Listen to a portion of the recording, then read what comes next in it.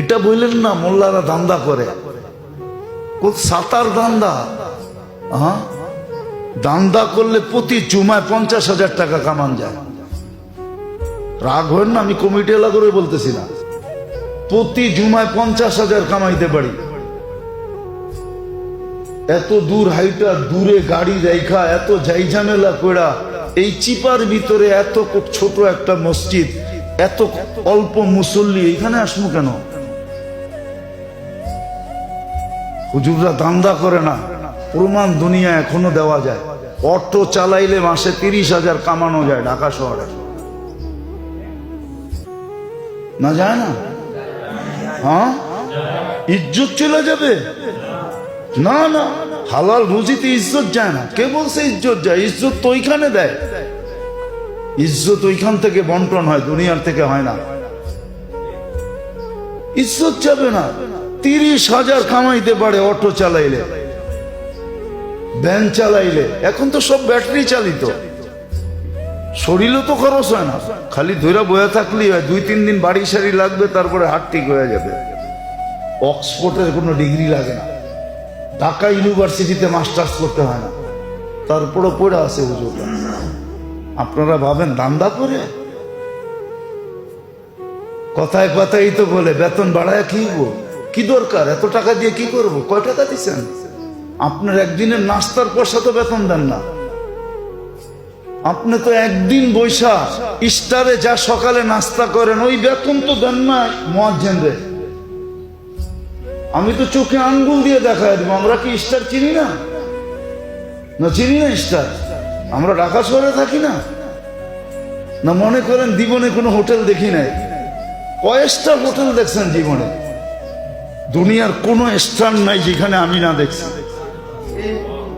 দুনিয়ার কোনো উন্নত থেকে উন্নত বুক নাই যেখানে আমি না খাইছি। আমাকে কি বুঝাবেন? ইস্টারে বৈশা সকালে যে নাস্তার বিল দেন, ওটা তো মুয়াজ্জিনের বেতন দেন না।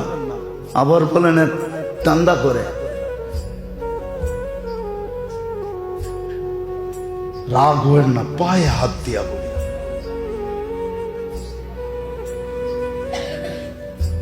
রাগ হবেন না। কামানের হাজারো রাস্তা এখন রয়ে গেছে, হুজুররা কামড় দিয়ে পড়া আছে ফাউন্ডেশন ধরে রাখার জন্য, যেন দুনিয়া টিকা থাকে। আপনি ঘুমান, এরা রাত্রে উঠে আপনার জন্য দোয়া করে। কচি কচি বাচ্চাগুলা শীতের দিনে চোখের পানি একদিকে কাঁপতে থাকে ঠান্ডায়, আর একদিকে চোখ দিয়ে পানি ঝরতে থাকে, আর আল্লাহ আল্লাহ করতে থাকে। এগুলাকে টিকায় রাখার জন্য ফেতরা সবচেয়ে উত্তম জায়গা। আলেম ওলামার পিছে খরচ করে উত্তম জায়গা। ফতুয়া লয়া খালি ফিরে, ফতুয়া বাঁচে টোকায়। হাফেজ রে তারাবির বিনিময় নেওয়া জায়েজ আছে? আরে তোরে বিনিময় হাফেজ চাইলো কবে? কবে চাইছে হাফেজ যে এত টাকা দিতে হবে? চাইছে আজ পর্যন্ত? তুই তো তোর হুকুম শিখোস নাই, আমরা তো আমাদের হুকুম শিখি নাই। আমাদের হুকুম ছিল যার পিছে কোরআন শুনছো তাকে হাত খুইলা দিতে থাকো, কোরআনের ইজ্জতে দাও, কোরআন দেখা দাও, কোরআন দেখা, ওরে দেখা দিও না, কোরআন দেখা দাও। হাফেজ যেন বাহির হয় সুদেশ। আপনাদেরকে কেমনে বুঝাবো? 2টা তো বেজে গেল। যেদিন মক্কায় তারাবি শেষ হয়, ইমামরা যখন বাহির হয়, তো 15 থেকে 20টা মার্সিডিজ গাড়ির চাবি আসে, চাবি হাদিয়া, চাবি নিয়ে দাঁড়ায় থাকে, হযরত এই চাবি নেন। আর এটা কি? মার্সিডিজ। এটা কি? এই ব্র্যান্ড। এটা কি? কি এটা? আপনার পিছে কোরআন শুনছি, হাদিয়া। রিয়ালের বান্ডেল তো বাদই দিলাম। আপনার হুকুম তো এটা ছিল যে হাফেজকে হাদিয়া দিয়া এত দাও। ও তো চায় না। ফতুয়া জিগায় তারাবি পড়ায়া টাকা নেওয়া যায় গেছে। তুই হাফেজের ফতুয়া তুই জিজ্ঞেস করস কেন? তুই তোর ফতুয়া জিজ্ঞেস কর যে তারাবি পড়তেছি, আমার উপরে হুকুম কি বলেন। জিজ্ঞেস হাফেজ একটা, ঠিক না? হ্যাঁ, ওই কাহিনীর মতো বলে অমুকের পোলায় পশ্চিম দিকে মুখ করে পেশাব করলো, ওইটা জিজ্ঞেস করে না, ওইটা জিজ্ঞেস করে, কিন্তু ওর পোলায় যে ডেলি করে এটা জিজ্ঞেস করে না।